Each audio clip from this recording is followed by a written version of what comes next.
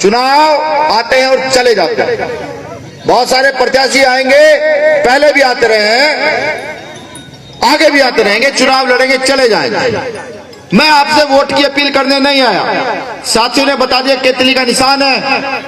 भारत देश का एक बेटा चुनाव लड़ रहा है, वो व्यक्ति चुनाव लड़ रहा है जिसका नाम भारत में नंबर 1 पर आता है। विदेश की टाइम मैगजीन ने अकेले भारतीय को जगह दी है अपनी मैगजीन के अंदर, जिसका नाम भाई चंद्रशेखर आजाद है।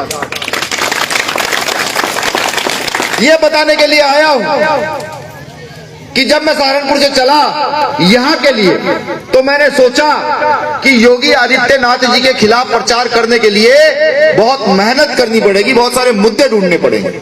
ये मैंने सोचा था। भाई मुख्यमंत्री हैं, उनका जिला है, उनकी विधानसभा है, तो मैंने सोचा गलियां पक्की होंगी, अनुसूचित जाति जनजाति के लोगों के मकान पक्के होंगे, घरों में शौचालय होगा, कि लोग नशे से दूर जा रहे होंगे। लेकिन जब यहां आया तो देखा कि यहां वो व्यवस्था है कि बच्चों के रोजगार छोड़िए, बच्चों की पढ़ाई की भी व्यवस्था यहां नहीं है। जब यहाँ प्रचार किया, कैंपेन किया, बहुत सारे साथियों से, व्यापारियों से, मजदूरों से, किसानों से बात हुई। उन्होंने एक बात कही कि भैया वोट तो आपको दे देंगे, आपके साथ नहीं जा पाएंगे, आपके साथ नहीं चलेंगे। तो पता लगा कि जो राजनीति कभी पूंजीवाद, सामंतवाद पर स्थापित थी, वो राजनीति आज खास तौर से गोरखपुर के अंदर डरवाद पर स्थापित कर दी गई है, लोगों को डरा कर स्थापित कर दी गई। बहुत सारे लोग तरह तरह की बातें बताएंगे, कहेंगे चंद्रशेखर आजाद जी आए हैं चुनाव लड़ने के लिए इसलिए कि उनको ख्याति चाहिए, उनको प्रसिद्धि चाहिए। मैं पूछना चाहता हूं, एक व्यक्ति भारत का, आपका बेटा, जिसका विदेश में नाम है, टाइम मैगजीन में नाम आता है, उसको किस चीज की प्रसिद्धि चाहिए?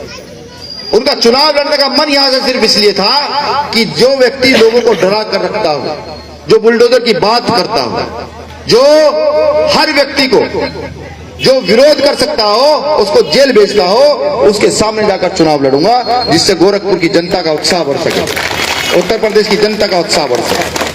कुछ घटनाएं याद होंगी, मनीषा वाल्मीकि हाथरस रेप कांड याद होगा, आजमगढ़ का मुन्ना पासवान कांड याद होगा, उन्नाव का यह कांड याद होगा, लखीमपुर खीरी में कुचले गए किसानों की लाशें भी याद होंगी। सब लोगों को याद होगा, बिल्कुल याद होगा, भूले नहीं होंगे, भूलना भी नहीं चाहिए। अगर आप भारत के नागरिक हैं तो आपको नहीं भूलना चाहिए। बाबा साहब अम्बेडकर ने वोट का अधिकार इसीलिए दिया था कि एक गरीब मजदूर किसान का बेटा भी कल खड़ा होकर के सदन में जाकर के अपने लोगों की गरीबों की आवाज उठा, इसलिए अधिकार दिया। लड़ाई समझिए, लड़ाई क्या है? लड़ाई रोजगार का अगर आप सवाल करते हैं तो लखनऊ के अंदर 59,000 शिक्षक भर्ती के बच्चों पर लाठीचार्ज कर दी जाती है। पूछे जाकर वो किस जाति और किस धर्म के लोग थे जो वहां आंदोलन कर रहे हैं। सोचिए जरा, जब कहीं अत्याचार होता है, बेटी के साथ गलत होता है, तो वो कौन लोग हैं जो उस बलात्कारियों के पक्ष में जनसभाएं करते हैं, प्रेस कॉन्फ्रेंस करते हैं उनके समर्थक? वो लोग कौन? सोचिए, अगर आप वाकई भारत के नागरिक हैं, आप वाकई अपने देश से प्रेम करते हैं और आप चाहते हैं कि इस देश की उन्नति हो, तो ये जो बच्चे बैठे हुए हैं, जब तक इनकी उन्नति नहीं होगी, भारत की उन्नति नहीं हो सकती, उत्तर प्रदेश की उन्नति नहीं हो सकती, आपकी विधानसभा की उन्नति नहीं हो सकती, बिल्कुल नहीं हो सकती। इतने सारे सरकारी पद खाली हैं उत्तर प्रदेश के अंदर, ये रोजगार का ठीकरा फोड़ने वाले लोग कहां चले गए? हमने तो सोचा था कि शायद गोरखपुर को स्पेशल व्यवस्था माननीय मुख्यमंत्री महोदय ने की होगी कि वैकेंसी निकाल कर गोरखपुर के लोगों की भर्ती ज्यादा की होगी। घूमने से अब तक एक रोजगार किया हुआ व्यक्ति ऐसा नहीं मिला जिसने मुझे ये बताया कि भैया मुझे रोजगार मिल गया। अभी मैं कुछ बस्तियों में गया तो मैंने देखा, हमने सोचा, एक कहावत चली आई कि सड़कों में गड्ढे हैं, कि भाजपा सरकार में सड़कों में गड्ढे हैं, लेकिन जब मैं उन मोहल्ले में पहुंचा पता लगा वहां ना सड़कें हैं ना गड्ढे हैं, वहां तालाब है और जो कच्चे रास्ते वहां पर हैं उसकी सारी मिट्टी तालाब में चली गई है और वहां दूसरे दिन कोई ना कोई बच्चा उस तालाब में गिरता रहता है। ये पता चला। सोचिए आप लोग, समझिए आप लोग। मैंने पहले ही कहा वोट मांगने नहीं आया, मैं तो समाज के लोगों से, भारत के लोगों से, विधानसभा के लोगों से बात करने आया हूं कि जिस भारत के सबसे बड़े सूबे का मुख्यमंत्री जहां रहता हो, जहां से चुनाव लड़ रहे हो, उस विधानसभा की स्थिति में अब तक कोई विकास ना हो पाया हो, तो क्या वो लोग इस व्यवस्था को सुधार सकते हैं? कुछ लोग कहते हैं योगी जी ने विकास किया, अभी टीवी न्यूज चैनलों पर खूब चल रहा कि योगी जी ने विकास किया। मैं भी कह देता हूं हाँ, विकास किया है। शोषण में विकास किया है, लोगों को डराया है, इसका विकास किया है। भारत उत्तर प्रदेश के अंदर सबसे ज्यादा हत्याएं हुई हैं, इसका विकास किया है। उत्तर प्रदेश के अंदर सबसे ज्यादा बलात्कार हुए हैं, इसका विकास किया है। रोजगार का विकास नहीं किया, बच्चों की शिक्षा पर कोई काम नहीं किया, गरीबों की रोटी की व्यवस्था कोई नहीं की, रोजगार की व्यवस्था क्यों नहीं की? हमारा बुजुर्ग सारी उम्र मजदूरी करते हैं, ठेली लगाते हैं, टायर पंचर का काम करते हैं और फिर इस दुनिया से चले जाते हैं। आज भी मैं गांव-गांव जाकर सर्वे जब किया तो पता लगा वृद्धावस्था की पेंशन उनकी विधानसभा में बहुत चुनिंदा महिलाएं मिली जिनको वृद्धावस्था की पेंशन मिलती। क्या ये सही है? इसको राजनीति कहते हैं। इससे देश उन्नति की ओर जाएगा। रोजगार के लिए बच्चों से पूछा कि कुछ व्यवस्था हुई है? जो कई करोड़ रोजगार की बात कही गई थी, कितने करोड़ रोजगार दिया जाएगा, तो पता लगा रोजगार के नाम पर सिर्फ ठेंगा हम लोगों को दिया गया।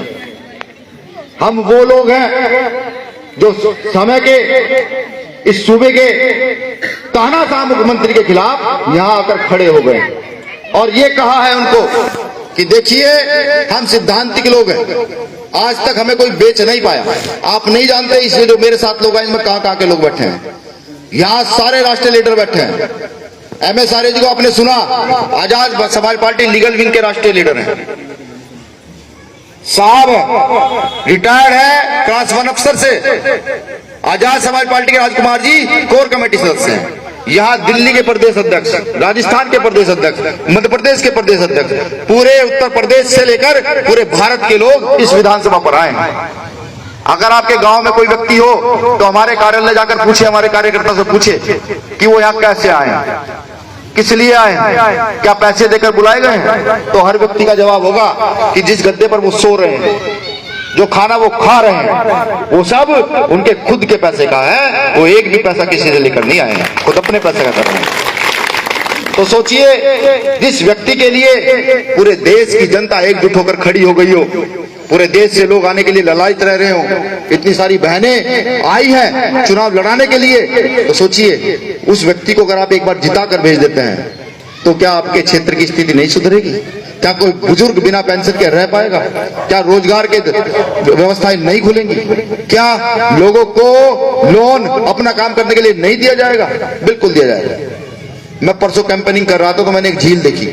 मैंने पूछा भाई ये क्या है? साहब ने कहा साहब ये पोखर है, तालाब है। हमने कहा इसमें क्या होता है? इसमें मछली पाली जाती है। तो हमें पता लगा 2 करोड़ रुपए उस तालाब के सौंदर्यीकरण के लिए आए हैं। साथियों ने बताया साहब इसके 2 करोड़ रुपए सौंदर्यीकरण के लिए आए हैं। तो हमने पूछा कि इसका सौंदर्यीकरण हुआ कहां है? कोई पेड़ या कुछ इसमें कोई ऐसा फुहारा लगा हुआ नहीं है। समझिए वो जो तालाब है, अगर उस तालाब का ठेका आप लोगों को दे दिया जाए, आप इतने मेहनती लोग हैं, और आपको लोन दे दिया जाए, तो उस तालाब में एक साल में कई करोड़ रुपए की मछली आप पैदा कर बेच सकते हैं, आपकी आर्थिक स्थिति सुधर सकती है। ऐसा नहीं करेंगे वो लोग, वो नहीं करेंगे क्योंकि सदियों से उन्होंने गरीब को बहुत ज्यादा गरीब बनाया है, अमीर को बहुत ज्यादा अमीर बनाया है। जो लोग सुन रहे हैं, जो बुद्धिजीवी लोग हैं, वो मेरी इस बात को गौर से सुनिएगा। मैं लेकर चलता हूं अंग्रेजों के टाइम पर, कि जब अंग्रेजों का टाइम था, अंग्रेज यहां पर आए थे। कैसे अंग्रेज यहां पर आए थे, किस लिए आए थे, क्यों आए थे? अंग्रेज यहां आए थे सिर्फ और सिर्फ व्यापार करने के लिए, और व्यापार करने के चक्कर में उन्होंने पूरे भारत को गुलाम बनाया। आपको नहीं लगता कि ये जो सरकार यहाँ पर है, भारतीय जनता पार्टी की जो सरकार है, ये भी उन अंग्रेजों की तरह यहाँ व्यापार कर रही है?